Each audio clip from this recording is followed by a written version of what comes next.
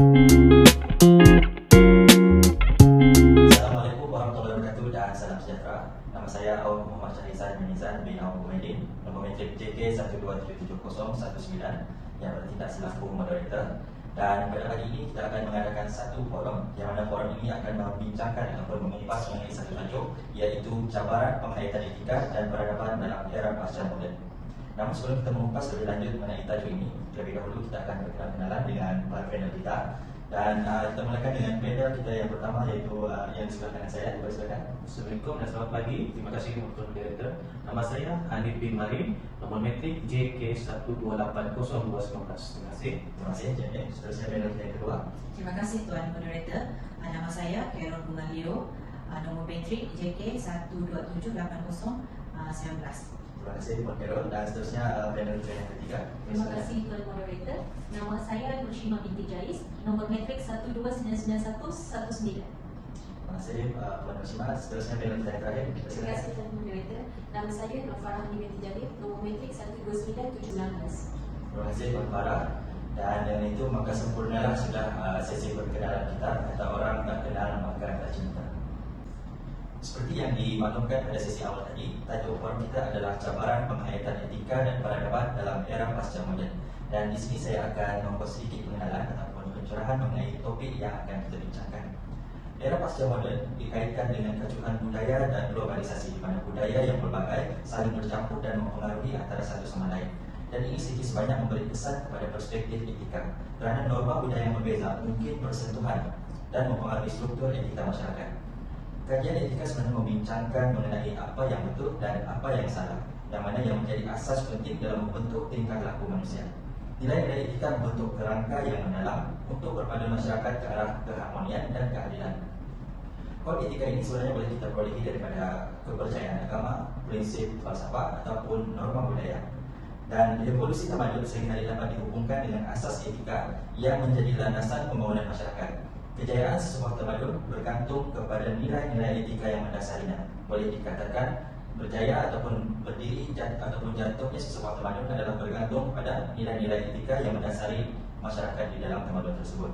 Dengan etika sebagai asas, masyarakat dapat membina tamadun yang berlandaskan keadilan, keharmonian dan nilai-nilai yang luhur. Etika juga dan dapat membentuk tambang hubungan simbiotik yang menentukan nasib masyarakat manusia. Prinsip etika berperanan sebagai asas di mana tamadun dibina memberi kesan pada tingkah laku individu, struktur tata urus dan arah kemajuan teknologi. Seterusnya saya akan mempersilakan panel kita yang pertama untuk membuat sedikit analisis mengenai topik yang kita bincangkan. Dipersilakan. Oke, terima kasih Tuan Moderator. Namun begitu, terdapat cabaran yang perlu ditemui dalam menghayati etika dan peradaban dari segi dalam era pasca moden. Cabaran yang paling ketara adalah dari segi politik. Malaysia mengamalkan demokrasi berparlimen dengan raja berperlembagaan. Pimpinan yang dipertuan landong ialah sebagai ketua negara. Parlimen merupakan institusi terpenting dalam sebuah negara yang mengamalkan prinsip demokrasi. Pilihan raya umum diadakan setiap 5 tahun untuk memilih kerajaan, persekutuan untuk memerintah negara. Akan tetapi tidak semua pemimpin mempunyai penghayatan etika dan peradaban. Oleh yang demikian, isu seperti kuasa dan rasuah tidak asing di negara ini. Pencarian kuasa kadang-kadang membawa kepada tingkah laku yang beretika dan rasuah di kalangan pemimpin politik. Ini boleh menangis kepercayaan orang ramai dan menghalang pembangunan masyarakat yang adil dan saksama. Kesannya seperti amalan rasuah dan nepotisme boleh menjejaskan prinsip demokrasi dan mengakibatkan kekurangan accountability. Cabaran dalam konteks politik Malaysia adalah memastikan pemimpin mempunyai penglihatan etika dan peradaban. Selain daripada itu, budaya yang berbeza mempunyai sistem kepercayaan, tradisi dan latar belakang sejarah yang berbeza yang membentuk perspektif etika mereka. Akibat apa yang dianggap boleh diterima secara moral dalam satu budaya mungkin dianggap berbeza dengan budaya lain. Dalam beberapa budaya menunjukkan ekspresi perasaan secara terbuka mungkin dianggap sebagai sikap yang sopan dan dihargai. Wujudan piawaian etika yang berbeza melintasi budaya, menggariskan komunitas, mewujudkan norma sejagat yang meningkatkan kepentingan dialog terbuka, pemahaman budaya dan usaha berterusan untuk mencari titik persamaan. Kekurangan ketulusan dalam proses politik Malaysia menunjukkan bahawa kekurangan tersebut boleh membawa kepada agenda tersembunyi, urusan sulit dan manipulasi maklumat. Ketulusan melibatkan penyediaan maklumat yang jelas tentang tindakan dasar dan perbuatan keputusan kerajaan. Apabila proses politik kurang ketulusan, terdapat risiko individu atau kumpulan mungkin meneruskan agenda tersembunyi yang tidak didedahkan kepada umum.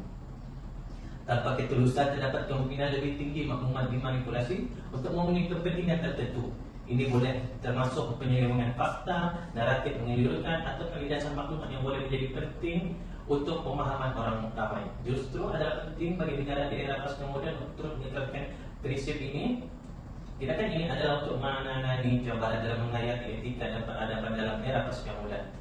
Dari segi politik, ia bukan satu isu yang diambil ringan. Apabila perwakilan politik mencerminkan demografi etnik atau agama, mungkin terdapat kebimbangan sama ada semua komuniti diwakili dengan secukupnya. Perbuatan keputusan inklusif menggabungkan berbagai perspektif, keperluan dan kebimbangan semua komuniti adalah penting. Hal ini demikian untuk memfokuskan kepada perlindungan hak rakyat. Perwakilan yang adil amat penting untuk melindungi hak dan kepentingan komuniti. Justru perwakilan yang adil membantu menghalang penguasaan kepentingan majoriti. Amalan rasuah merupakan salah satu sebab berlakunya masalah etika dan peradaban dalam bidang politik negara. Terima kasih Tuan Moderator. Terima kasih Encik Hanif selaku panel yang pertama di atas analisis yang begitu padat dan tuntas itu. Untuk meningkatkan penghayatan etika dan peradaban dalam era pasca moden, mungkin terdapat beberapa cadangan yang dirasakan sesuai yang boleh kita utarakan untuk ini. Dan dengan itu saya menjemput panel kita yang kedua untuk memberikan cadangan tersebut. Terima kasih Tuan Moderator. Antara langkah yang boleh diambil dalam menangani cabaran yang dihadapi untuk menghayati etika dan peradaban dalam era pasca moden dari segi politik adalah meningkatkan keupayaan, kebebasan dan sumber agensi pencegah rasuah seperti Suruhan Pencegah Rasuah Malaysia. Langkah ini adalah penting dalam memastikan ketelusan dalam pelantikan dan fungsi pegawai anti rasuah untuk mengelakkan sembarang konflik kepentingan. Seterusnya, merupakan langkah yang perlu kerap dilaksanakan iaitu mengadakan kempen kesedaran awam untuk mendidik rakyat tentang kesan buruk rasuah kepada masyarakat. Bukan itu sahaja, adalah penting untuk mengintegrasikan pendidikan anti rasuah ke dalam kurikulum sekolah untuk menerap nilai etika sejak usia muda.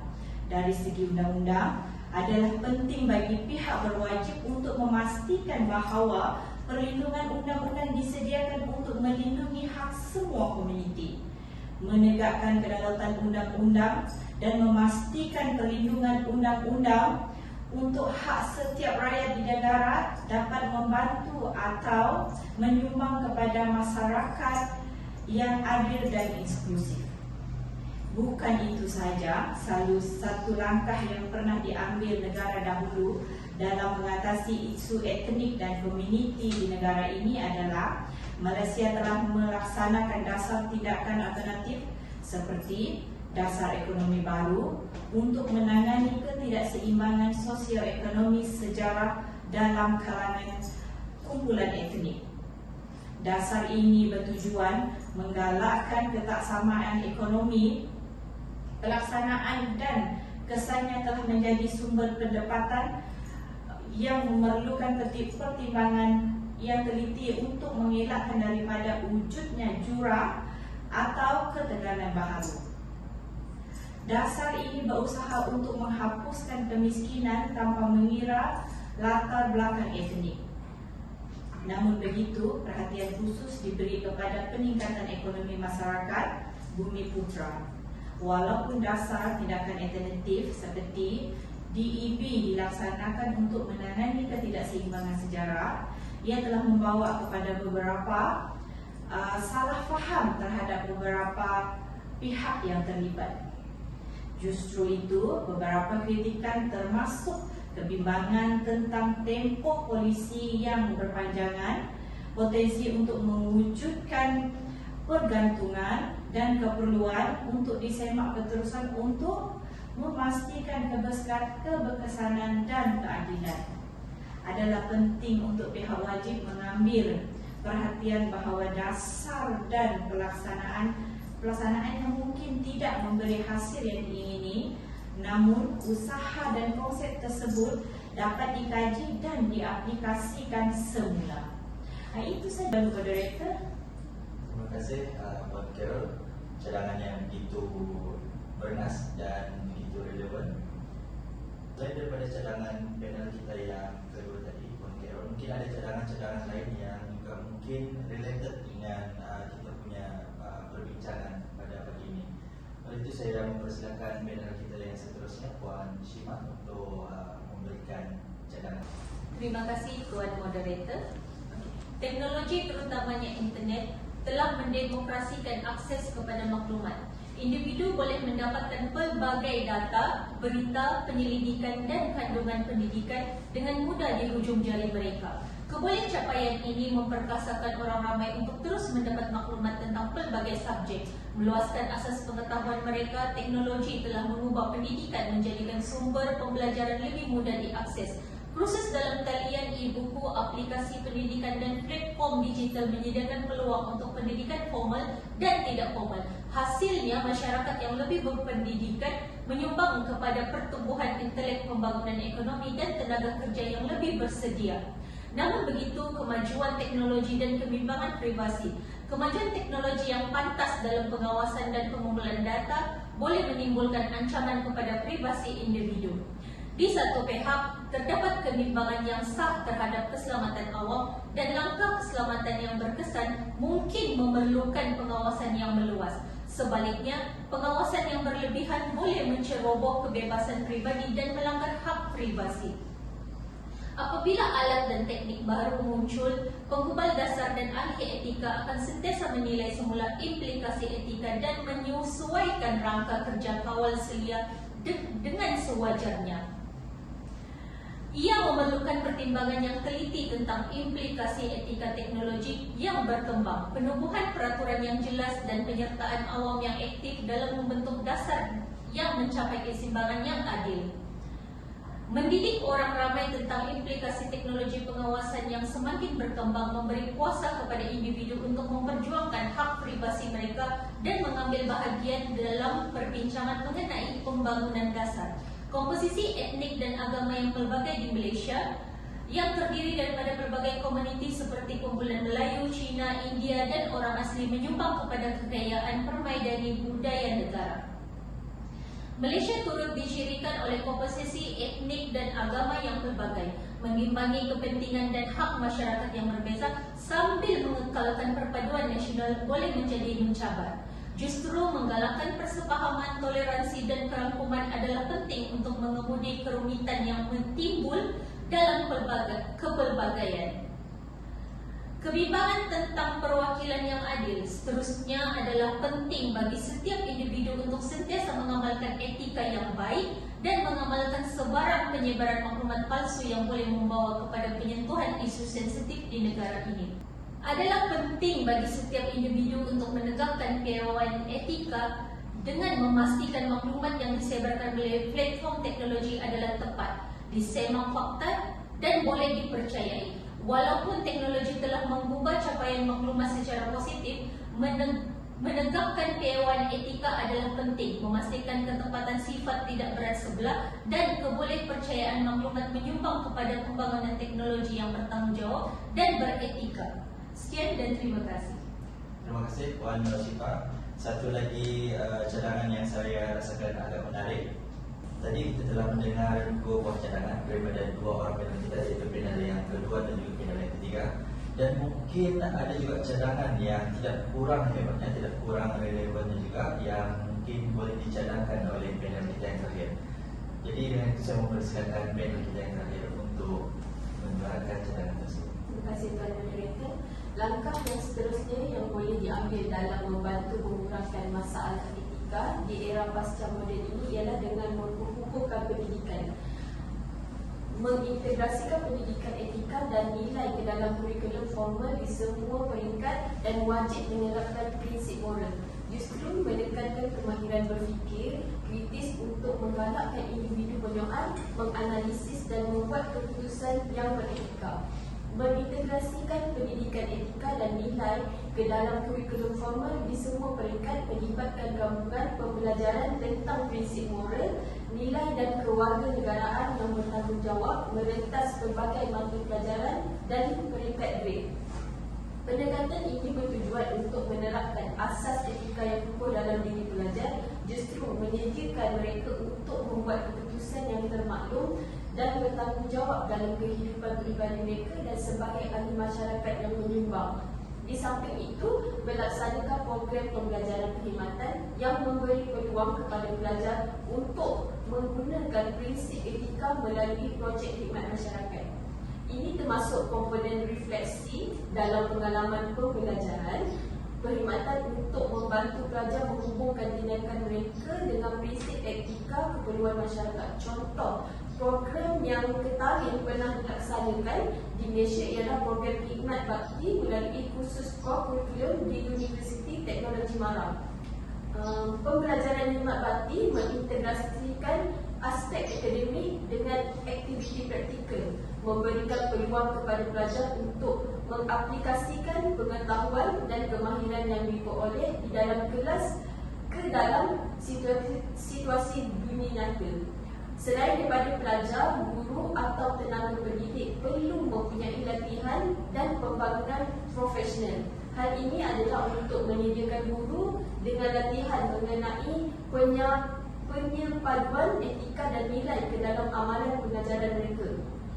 Justru, ia menawarkan peluang pembangunan profesional yang berterusan untuk memastikan pendidik dikemas ini dengan amalan terbaik dalam pendidikan beretika. Di dalam era pasca moden dan serba canggih, latihan seperti ini adalah tidak sukar untuk dijalankan. Kaedah atas talian merupakan satu langkah yang bijak untuk menjimatkan masa dan tenaga. Bukan itu saja, kaedah yang semakin popular pada zaman pasca moden iaitu melakukan tinjauan secara atas talian.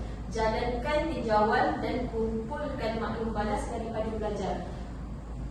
Ibu bapa, guru untuk menilai kesan program pendidikan etika terhadap tingkah laku, membuat keputusan dan penglibatan sivik pelajar. Gunakan maklum balas untuk menambah baik kurikulum dan metodologi pengajaran secara berterusan untuk hasil yang lebih baik. Secara ringkasnya, menjalankan tinjauan dan mengumpul maklum balas melibatkan pendekatan strategik dan beretika untuk menilai kesan program pendidikan etika secara menyeluruh. Wawasan yang diperoleh daripada proses ini boleh memaklumkan pelarasan program, menyelahkan kejayaan dan menyumbang kepada peningkatan berterusan inisiatif pendidikan etika. Sekian daripada saya. Terima kasih Puan Farah.